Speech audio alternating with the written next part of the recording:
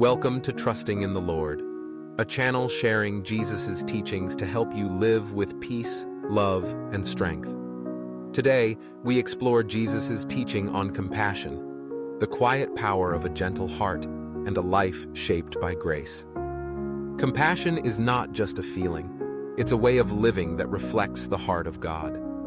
In this video, we'll uncover how Jesus taught and modeled compassion through his words, his actions, and his mercy for the broken. Let's walk together through his teachings and discover how to live with a heart that truly sees and serves others. The foundation of compassion. Compassion in the ministry of Jesus wasn't a side note, it was the foundation. He saw the suffering of the crowds and was moved with compassion. He fed the hungry, healed the sick, and wept with those in pain. Jesus didn't ignore suffering. He stepped into it. His compassion wasn't passive sympathy, it was active love. To follow Jesus means more than understanding his teachings. It means imitating his heart. When we see others in pain, do we look away or lean in? Compassion is the bridge between belief and action, the visible sign of invisible grace. Compassion for the marginalized. Jesus constantly reached out to those society rejected. The lepers, the poor, the prostitutes, the tax collectors. Where others saw shame, he saw souls. One powerful example is his interaction with the woman caught in adultery. While others demanded justice, Jesus offered mercy. Let the one who is without sin cast the first stone. He didn't condone the sin, but he didn't condemn the sinner. That moment revealed divine compassion, justice balanced with mercy. Jesus shows us that true compassion doesn't require agreement or approval. It requires love. How do we treat the outcast today? Are we willing to cross cultural, social, and religious lines to love like Jesus did? The compassion of healing. Every miracle Jesus performed was wrapped in compassion. He healed not just the body, but the soul. When the blind cried out, he didn't silence them. He restored their sight. When the woman with bleeding touched his garment, he didn't scold her. He called her daughter. Compassion heals what shame and fear have broken. We often focus on physical healing, but Jesus also healed isolation, fear, and rejection. In our modern lives, we may not lay hands and cure sickness, but we can offer healing words, listening hearts, and open arms. Compassion is the medicine this hurting world needs, and we carry the prescription. Compassion in action. Jesus never taught compassion as a theory. He lived it. The story of the Good Samaritan is his call to action. The religious passed by a dying man. It was the outsider, the Samaritan, who stopped, knelt, and cared. Jesus ends the parable with, "Go and do likewise." It's not enough to feel bad for someone. Compassion requires action, even when it's inconvenient, uncomfortable, or costly. Do we stop for others or do we pass by, too busy or too afraid? Every act of compassion, small or large, is a step toward building the kingdom of God. We are Christ's hands and feet. What we do in love matters. Compassion for enemies. Perhaps the most radical teaching of Jesus was compassion for our enemies. Love your enemies. Pray for those who persecute you. It defies human instinct. Yet Jesus lived this out on the cross. Father, forgive them, for they know not what they do. Compassion in the face of cruelty is divine strength. When we forgive those who hurt us, when we choose understanding over revenge, we reflect Jesus. This doesn't mean excusing evil. It means releasing hatred.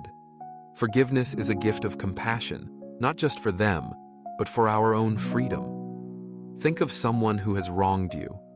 Can you pray for them? Not in bitterness, but in mercy? That's where compassion becomes transformation. Teaching through compassion. Jesus didn't just preach truth, he taught it through compassion. He didn't shame the ignorant. He guided the lost with patience. When his disciples failed, he corrected gently. When Thomas doubted, Jesus didn't rebuke. He showed his wounds. He welcomed honest questions and broken people. Many today reject faith because they've met judgment before love. But Jesus shows us a better way. Lead with grace. Teach truth, but hold it in open hands. Your tone, your posture, your presence, these preach louder than your words. Let your teaching be soaked in compassion, just as his was. Seeing with compassion. Before compassion acts, it must first see. Jesus noticed what others overlooked. He saw Zacchaeus in the tree. He saw the widow giving her last coins. He saw the crowds and was moved. Real compassion begins with awareness. In our busy lives, how often do we truly see others? Not their labels, not their failures, but their humanity. Compassion begins when we stop long enough to notice. Ask God to give you the eyes of Christ. Eyes that don't just glance, but see. Eyes that lead to a heart ready to respond. Cultivating a compassionate heart. Compassion is not a switch to flip. It's a heart to grow. It develops through humility, prayer, and time with Jesus. The more we dwell in his presence, the more our hearts soften. The world teaches us to guard our hearts, to protect, compete, and stay ahead. Jesus teaches us to open them. Let pain break your heart for others, not harden it. Let inconvenience train you to care deeper. Let the love of Christ reshape your response to every person you meet. Ask, what would Jesus do if he were in my shoes, right now, with this person? Answer that question with your actions. Compassion becomes not just what we do, but who we are.